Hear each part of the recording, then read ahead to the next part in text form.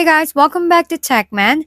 Today, let me show you how to change account in Voidpet Dungeon. Alright, so I'm inside Voidpet Dungeon, and let's say you want to switch to a different account.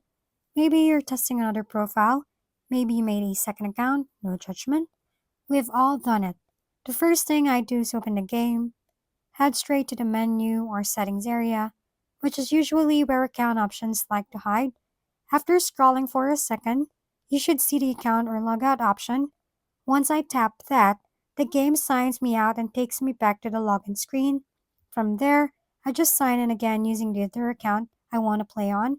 It's pretty straightforward, but I always double check that I'm logging into the right account because accidentally loading the wrong one feels like walking into someone else's save file.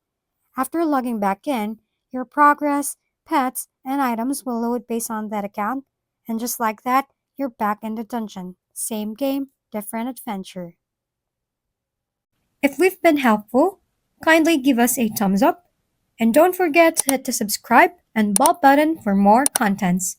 For any questions and suggestions, comment down below.